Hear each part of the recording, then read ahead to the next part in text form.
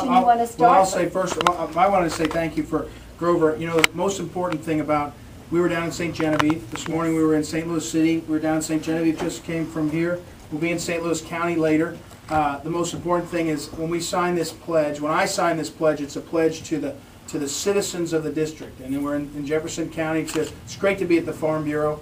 You know, I work with the governor and his relationship with the Farm Bureau. I think his fight to make sure our farmers have what they need to keep doing what they do so well. But this pledge is meant to be to the citizens. And some people say, well, why sign a pledge? You know, people know you're sort of conservative or you're not going to raise taxes. And the reason is to be held accountable, so that if everyone, you know, the Americans for Tax Reform, which they didn't invent the pledge, they articulated what I think is a principle, and they invite lots of people to sign it. And I think I'll let Grover talk in a minute, but they've asked Congressman Carnahan to sign it repeatedly, and he doesn't, because for liberals, you don't want to get fenced in by a constraint like this. And for us in this district, and in this county, and in this town, right up front, here's the starting point. We're not going to raise taxes. I'm not going to be a part of voting to raise taxes because the federal government has enough money already. They have a lot of our money, too much of our money, and so we can do that. And so it's a really, it's not a symbol.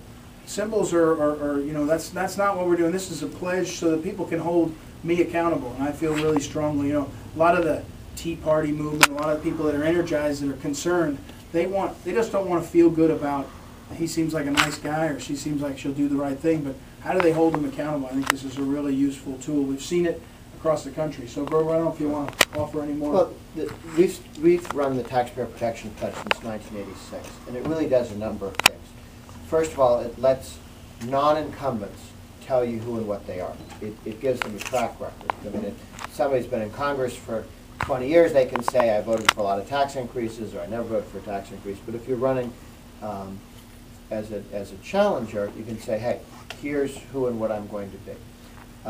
Second, it really gets to the issue of spending reform, because if you don't take the pledge, if you don't take tax increases off the table, you never get to government reform. You never get to governing. You never get to making decisions, because any politician will say, well, we'll just do everything we've been doing for the last 50 years, and if I have a new idea, we'll raise taxes and add that on. And so the barnacles just keep getting deeper and deeper on the bottom of the boat, and they never get scraped up.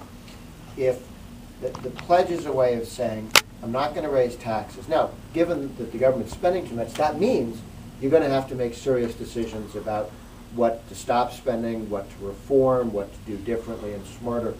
But again, if you're not willing to rule taxes out, you never get to the second part of actually governing.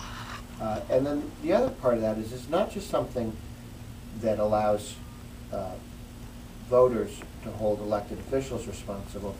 This is the protection that any elected official needs who wants to go to Washington.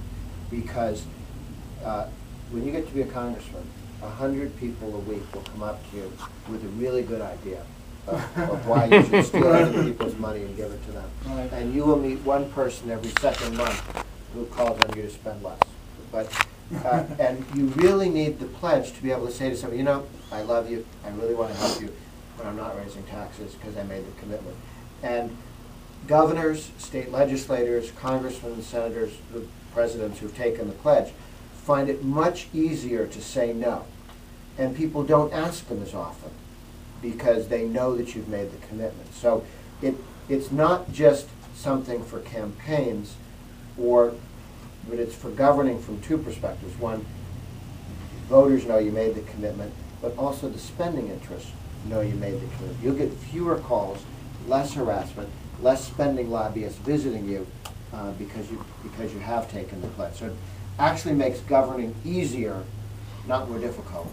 But it certainly allows the voters in the district to know where you are. And the incumbent, Russ Carnahan, has not only repeatedly refused to sign the Taxpayer Protection Pledge, but when Nancy Pelosi tells him to vote for a tax increase, he's done it every time.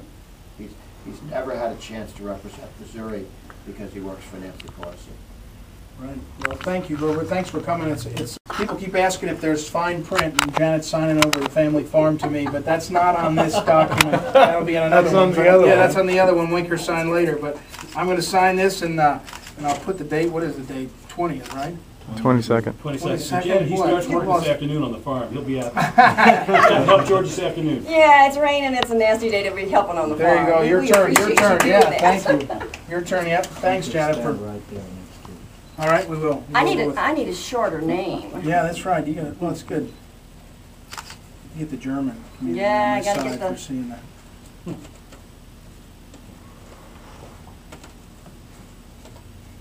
Good job.